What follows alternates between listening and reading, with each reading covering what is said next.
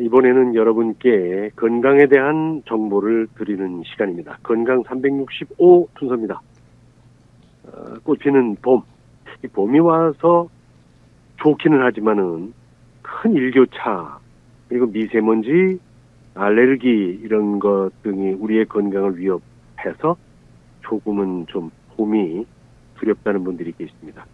그만큼 건강관리에 더욱 신경 써야 할 때인데 오늘 CNC 한의원의 김순열 원장을 연결해서 봄철 건강관리에 대한 얘기를 나누겠습니다.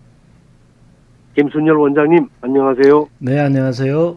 네, 우리가 흔히 얘기하는 동의보감에서는 계절에 따른 양생원칙을 제시하고 있다고 하던데 봄의 양생원칙에 대해서는 어떻게 나와 있습니까?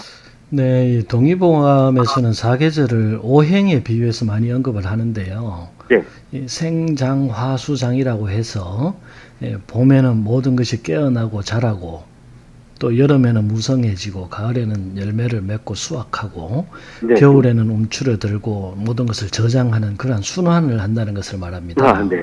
네, 그래서 이 봄은 겨울 동안 움츠러들었던 몸과 마음을 활짝 열어 제치는 계절이고요. 그래서 뭔가 활동적으로 일을 도모하고 계획하라는 의미가 있습니다. 또 이 동의보감에서 봄철 3개월을 발진이라고 부르는데요.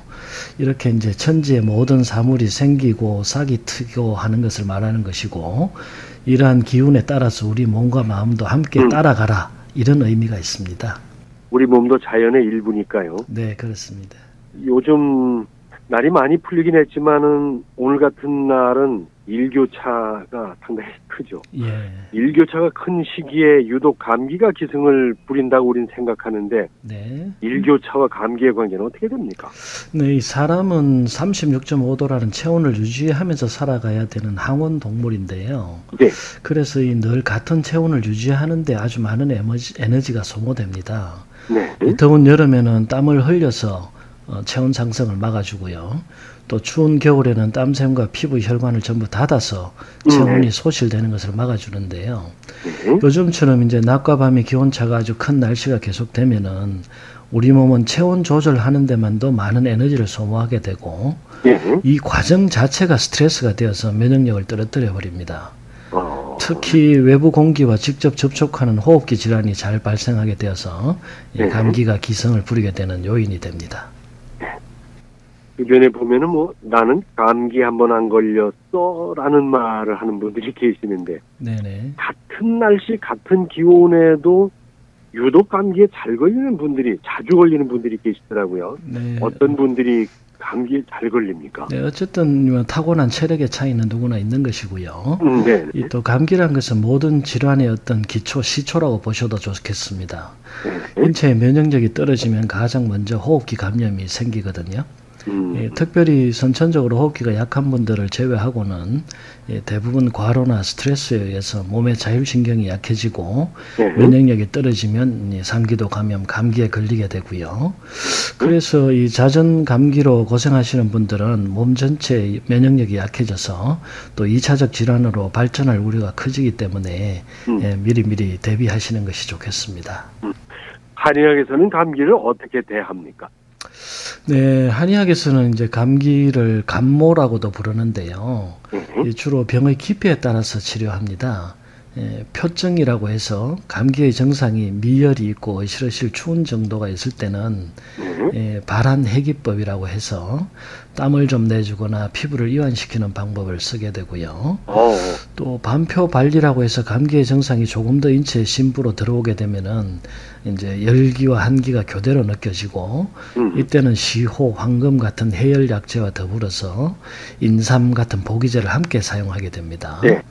또 본격적으로 감기의 기운이 몸 전체로 확산된 경우를 리증이라고 하는데요.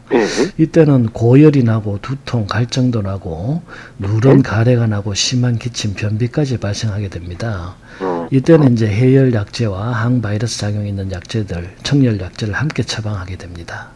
우리가 감기하면 흔히 연상하는 것이 쌍화탕, 한방약대 아닙니까? 네, 그렇습니다. 그거는 어떤 정도에 해당돼요? 초기 감기에 해당됩니다. 표정. 땀을 내주고 피부를 이완시키는 정도. 깊이 들어오지 못하도록 입구에서 막아주는 그런 작용이 있습니다. 그 쌍화탕은 최소 몇 번을 먹어야 좀 효과가 있나요? 한 번 먹고는 어려울까요? 보통 3일에서 7일 정도는 투여를 하는 것이 좋습니다. 아, 그런가요? 네네. 예방 차원의 작용도 있고 또 인체 기를 돌리는 데 그 정도 시간이 필요합니다. 그러면 기왕에 감기를 예방하는 데 도움이 되는 차, 음식 그런 건 어떤 게 있을까요? 네, 감기를 예방하는 데 가장 좋은 차는 생강대추차입니다.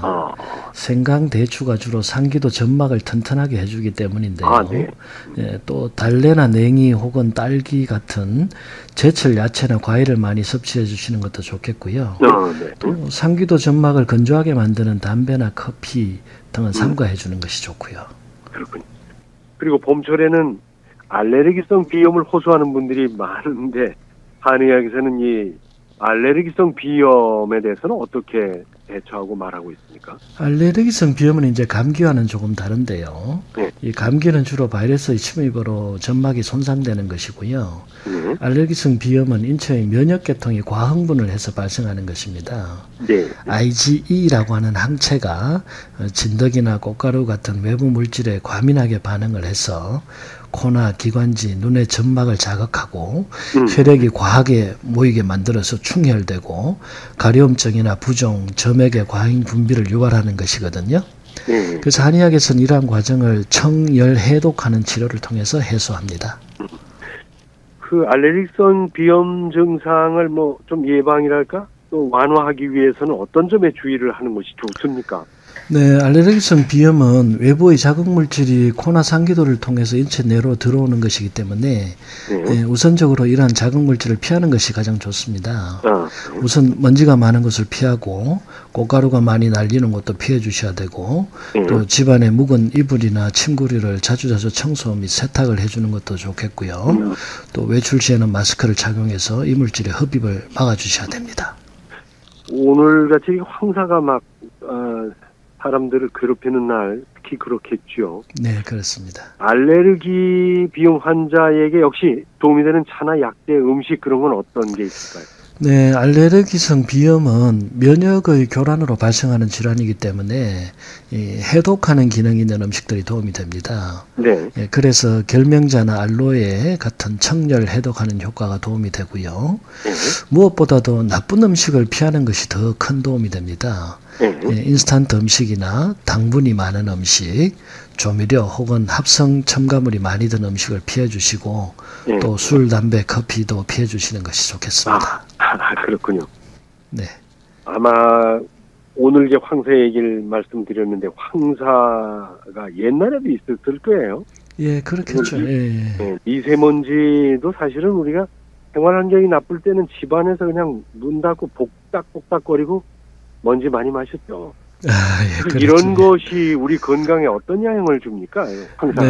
네. 미세먼지는 입자의 크기가 너무 작기 때문에 코와 기도에서 걸러지지 않고 바로 폐로 유입될 수가 있고 또 혈액중으로도 들어갈 수가 있기 때문에 이 질병의 위험이 상당합니다.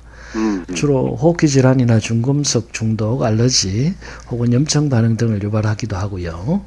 또 중금속이나 각종 화학물질이 폐포로 직접 유입이 되면 천식이나 폐쇄성 폐질환 혹은 폐암까지 유발할 수 있고 또 최근에는 폐질환 외에 유방암이나 뭐 다른 질환까지 일으킬 수 있다는 보고도 있습니다. 이럴 때 도움이 되는 차나 음식은 어떤 게 있습니까? 네, 이 호흡기는 주로 점액이 분비되어서 외부에서 들어오는 먼지나 노폐물, 세균, 바이러스 등을 막아주거든요. 그래서 맹문동이나 한울타리, 뽕잎 등의 약재가 좋고요. 또 생강차, 도라지차, 레몬차 등을 자주 복용하시면 호흡기 점막을 강화해주고 또 점액의 분비를 촉진하는 효과가 있습니다. 또 강황이나 후추, 마늘, 양파 같은 매운 양념류도 이 중금속이나 독소를 해독하는 데 도움이 될 수가 있습니다. 아, 그렇군요. 네.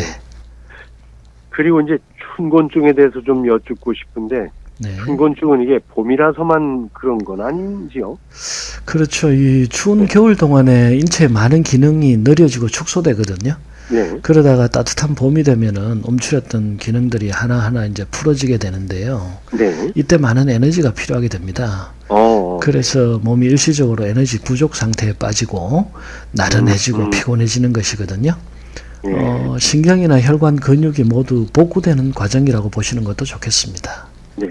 춘곤증을 이겨내기 위해서 각자 어떻게 하는 것이 좋습니까? 네, 이 춘곤증은 보통 시간이 경과하면서 몸이 날씨에 적응을 하면 자연적으로 없어집니다.